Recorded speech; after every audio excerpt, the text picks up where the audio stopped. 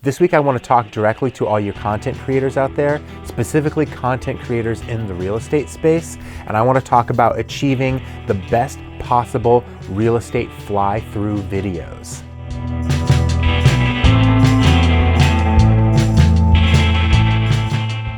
Now, creating beautiful real estate videos is something that I think a lot about and I work very hard on.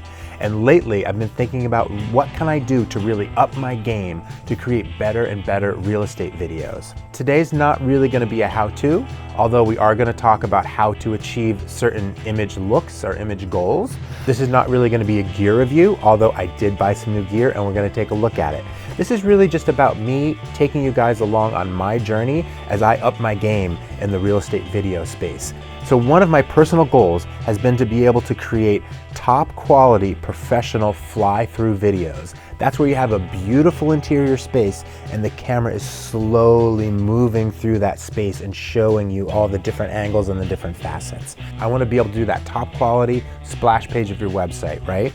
So to be able to do that, I had to buy some new gear. So today I'm going to show you the new gear that I bought and take you along as we start to put that gear into action.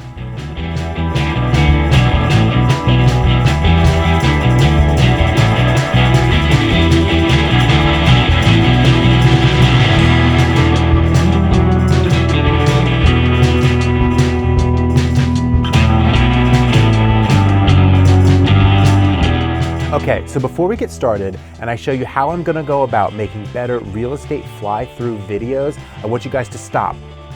If you're new to this channel, press that subscribe button right there and press that notification bell. I don't want you guys to miss anything. I'm a New York City real estate agent and I travel back and forth between my apartment in New York City and my house in the Catskills. So I'm making a series of videos about my lifestyle and the very basics of real estate and finance. I'm also helping people find houses in both places. I want you guys to follow along. If you have any questions, leave them in the comments and don't forget to like this video.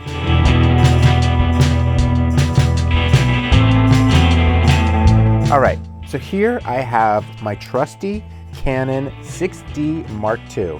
This is my everyday shooting camera. I did a video a couple months ago about all the gear that I use. I featured my 6D Mark II. I also talked a lot about my GoPros.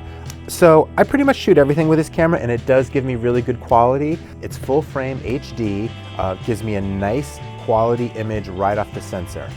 But when I started thinking about now I want to shoot these fly-through videos. So one thing about real estate interior photography or videography is you have to have a very wide angle lens. Especially in New York City, you know, we do have small spaces there, so you really want to get a wide lens so you can see everything. There's always a wall right behind you. So this lens only goes to 24, which was not quite wide enough for me.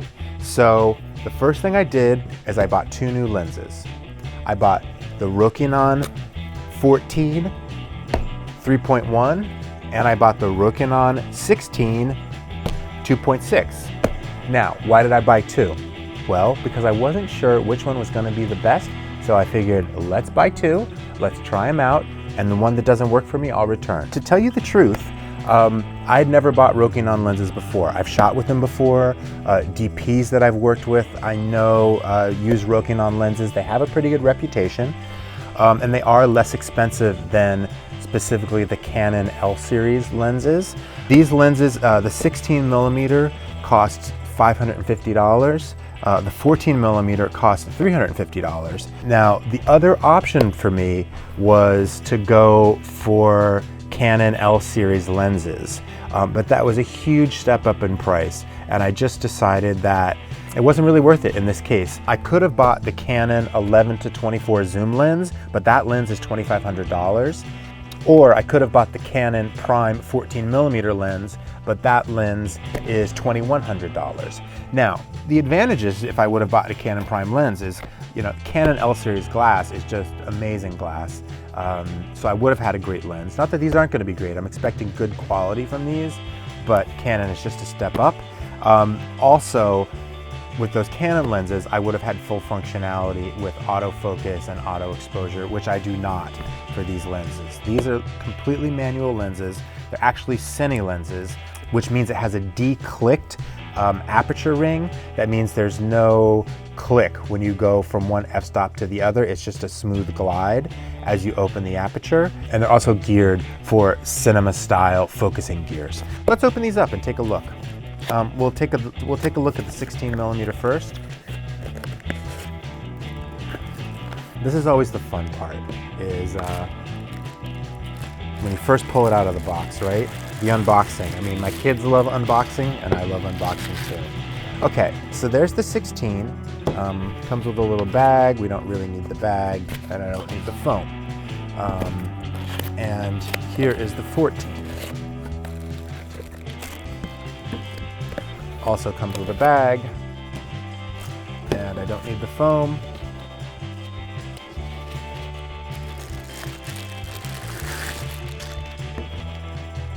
Okay, so there's our two lenses, the 14 and the 16, and as you can see, they are both almost exactly the same size. Oh, this one has a little release in it.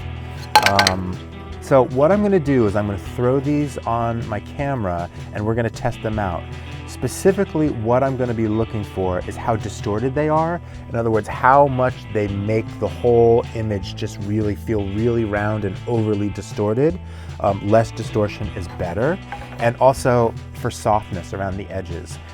One thing that happens in wide-angle lenses specifically, and less expensive wide-angle lenses, is if you have if you're at your ideal aperture, which is maybe like a 4 is probably the sharpest aperture on these, and you're tack sharp right in the middle, it will still be soft towards the edges. I've heard that might happen with this one, with the 14, and happens less with the 16. So we're specifically going to run some tests to see if this gets soft, if either of these get soft at the edges.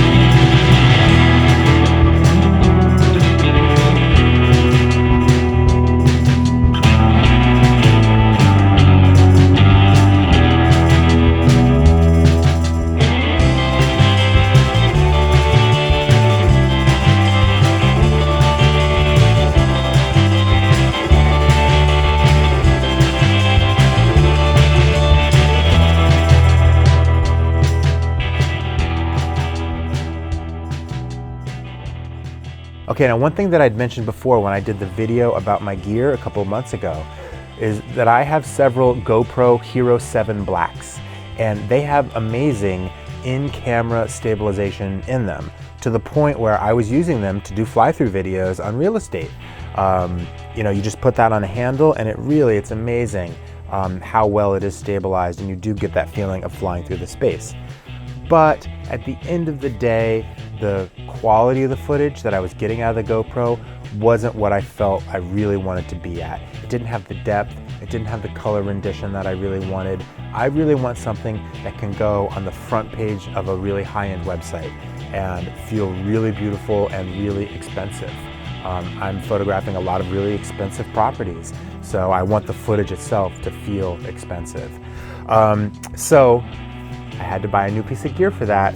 So I wanted to buy a gimbal. Now there's a few different brands of gimbals out there, but in the end I decided to go with the most popular, most commonly used brand of gimbal that most professional DPs that I know use, and I bought a DJI Ronin-S. So actually here, let's just unbox it, right? So this is the DJI Ronin-S as it came to me right out of the box. It came in a cardboard box, and then inside was this. This is a little case it comes with.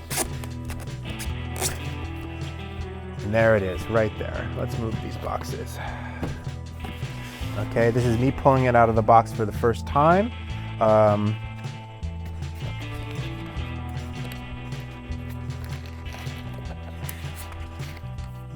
That is the actual gimbal right there.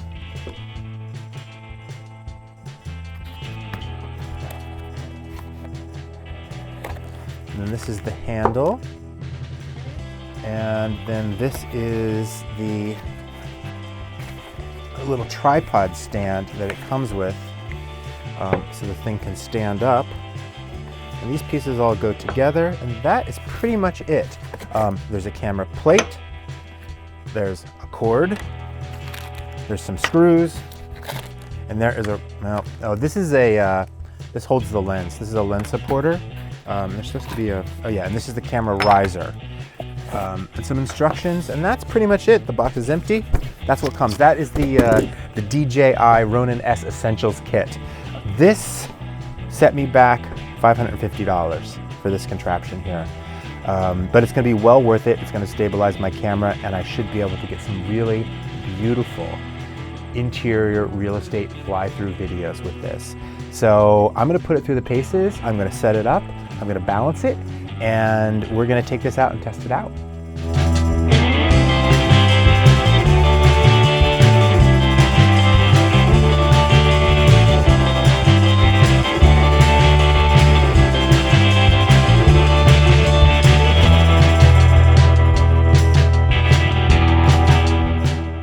So now that I got my DJI Ronin-S set up, balanced, and turned on, I'm gonna go put it through its paces. Let's check this thing out, see what kind of footage we can get, and I'll post it as we go along.